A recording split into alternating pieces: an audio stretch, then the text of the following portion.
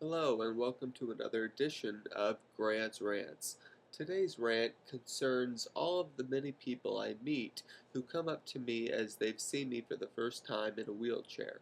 Now, when you see somebody in a power wheelchair, usually they're quadriplegic, but there could be other things wrong with them, such as diseases, muscular dystrophy, Parkinson's, just being overweight. I happen to be a quadriplegic myself, so when people see me, a lot of times their curiosity gets the best of them and they want to know what happened. So, of course, even though I barely know that person, I feel like, well, they want to know, so I tell them. Yes, when I was 18, I jumped into a pool. The pool didn't have much water in it, it was about 3 feet high. But I wasn't jumping in head first. I was trying to do a belly flop, and I just happened to land wrong.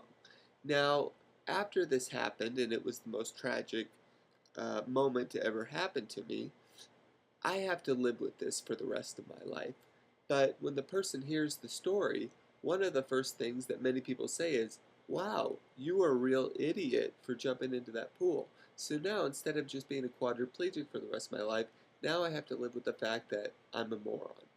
And which I don't think is a fair assumption. But hey, that's other people's opinions, they're free to give them. On the other hand, there are other people that come up to me and say, wow, you are so strong for being in that wheelchair.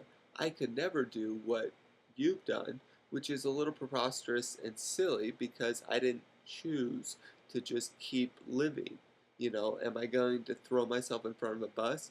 Well, I guess that's an option, but I just keep living my life the normal way anybody else would. So, the main problem I have with somebody saying that to me is usually they say, holy cow, you're so strong. If I were in your position, I would have blown my brains out a long time ago. Now, when you hear that, I kind of misconstrue it, I guess, my mistake, to think that, wow, I guess my life's worthless. Give me a shotgun so I can end this suffering, because my life certainly isn't worth living.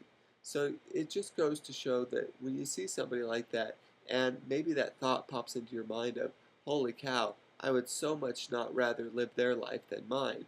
Maybe you shouldn't tell them that, dude, I would totally blow my brains out if I were you. It's not always a nice thing to say. Anyway, thanks for listening to this rant, and I hope to give you more in the future. Thanks.